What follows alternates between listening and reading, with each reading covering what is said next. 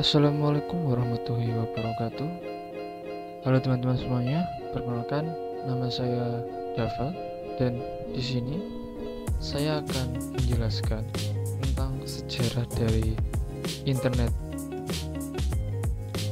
Mungkin teman-teman sudah mengetahui dan artinya memakailah apa itu internet. Namun di sini saya akan menjelaskan bagaimana sih awal mula dari internet yang kita pakai selama ini.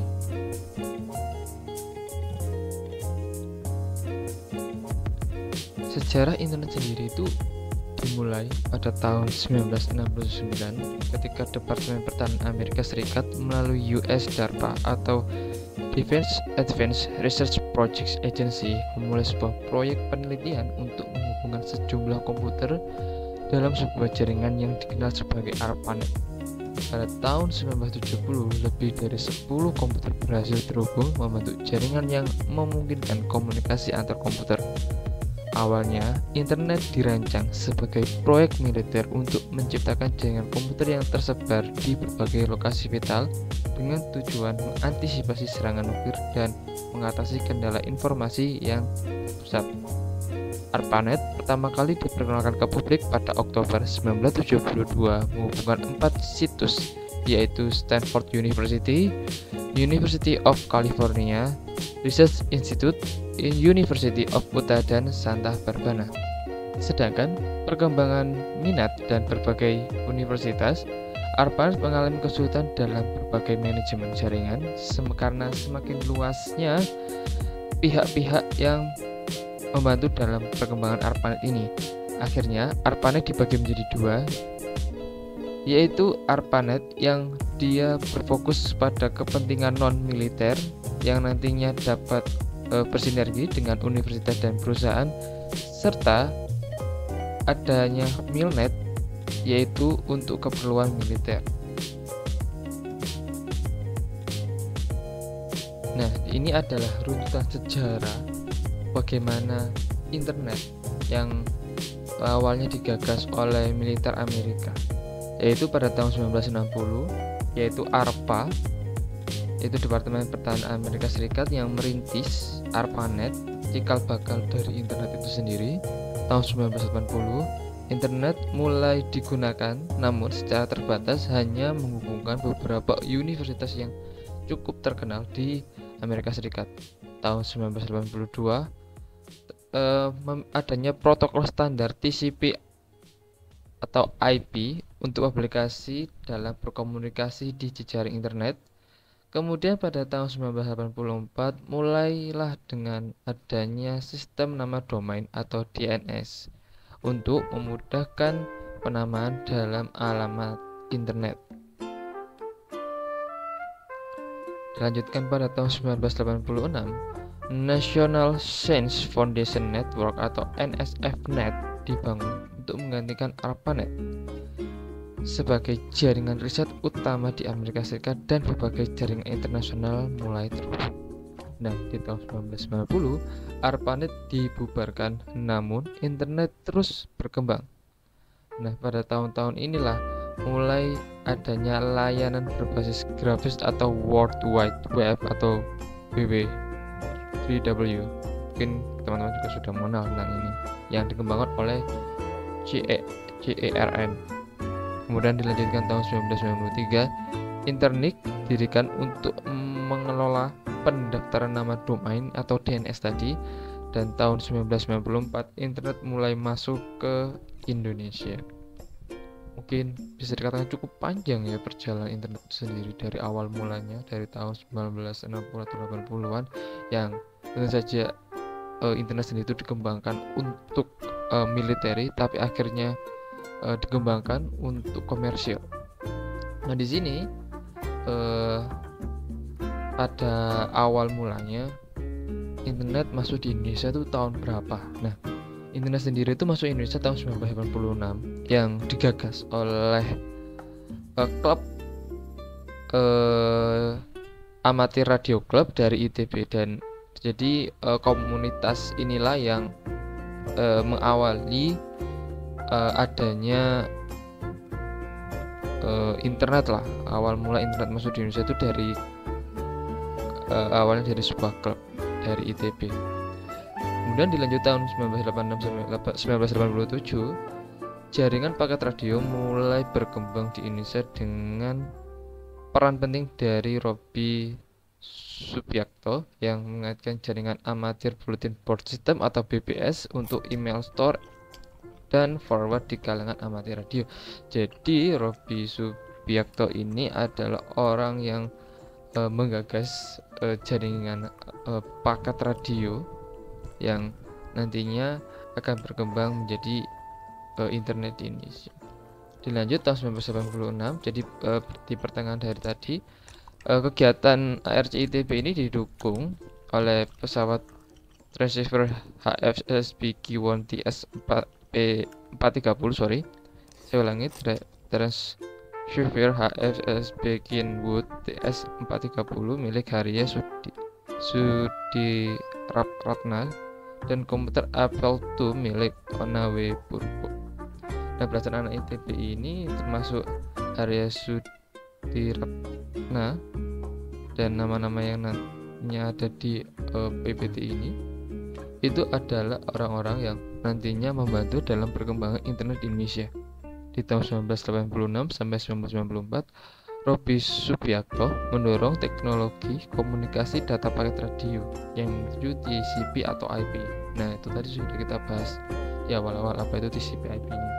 Kemudian diadopsi oleh BPT 8 UI dan ITB dan menjadi fondasi paguyuban net pada tahun 1992 sampai 1994. Nah, Robby Subiakto ini adalah salah satu orang yang menggagas adanya fondasi paguyuban net. Paguyuban net ini gampangnya adalah sebuah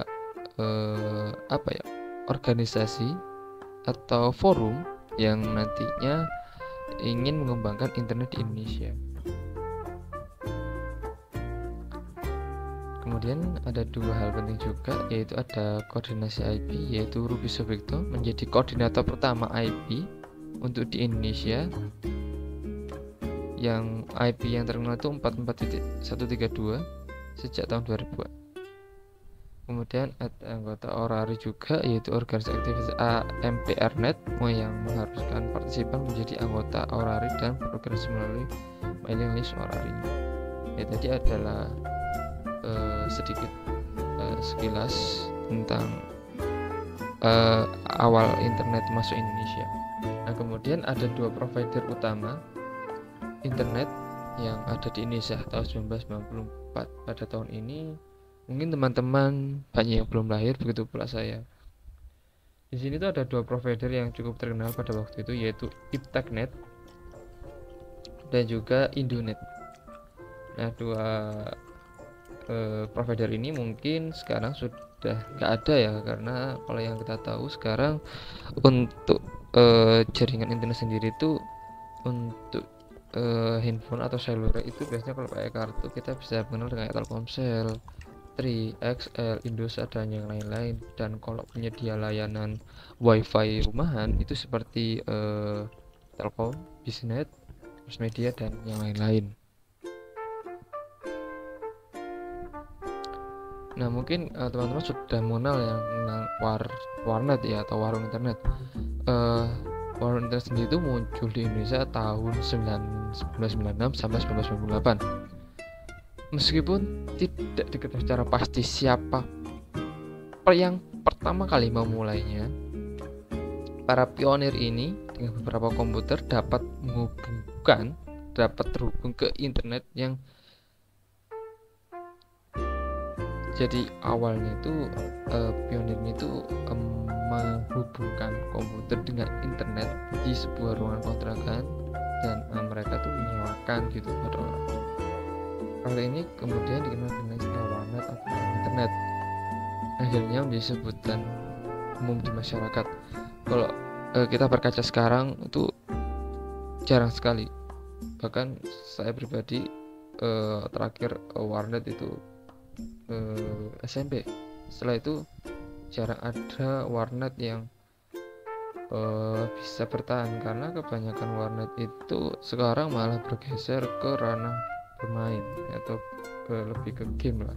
Kalau dulu warnet di dua sisi memang ada satu lokasi khusus atau satu ruangan khusus yang memang dikhususkan untuk bermain, tapi ada satu ruangan khusus pula yang dikhususkan hanya untuk belajar, bekerja, dan yang lain-lain seperti itu.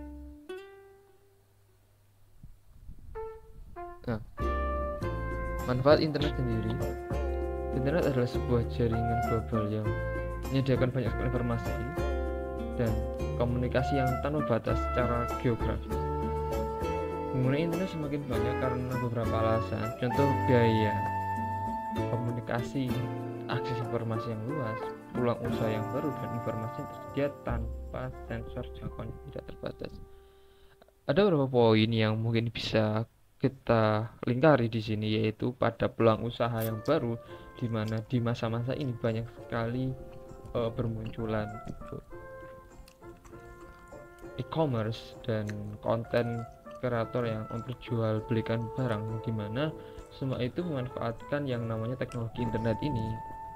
Dan di masa depan nantinya internet akan menjadi salah satu sumber energi, maksudnya energi dalam bidang komunikasi, bukan energi dalam bidang penggerak ya, tapi dalam informasinya internet adalah energi itu sendiri. Tanpa internet komunikasi akan sangat terbatas, karena nantinya akan kembali memakai kertas dan PowerPoint dan membutuhkan pengirimannya membutuhkan waktu yang lama.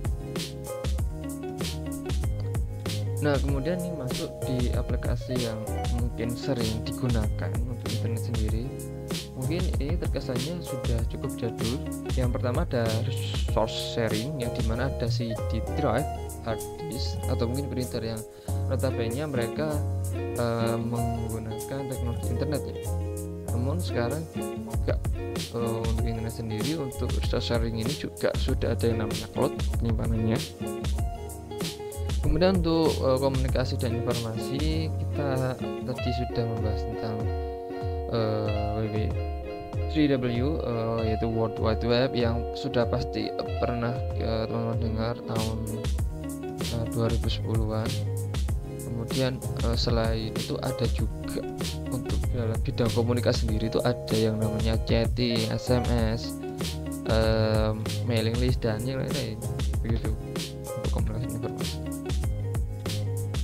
Nah, itu saja yang dapat saya jelaskan tentang sejarah dari internet. Mungkin banyak miskomunikasi dan yang lain-lain dari saya pribadi, saya mohon maaf, karena this first time is my video, ini adalah video pertama saya, jadi mohon maaf jika memang masih terbilang kurang, namun saya akan mencoba memperbaikinya di video-video selanjutnya. Mungkin sekian dari saya, sampai jumpa di video selanjutnya.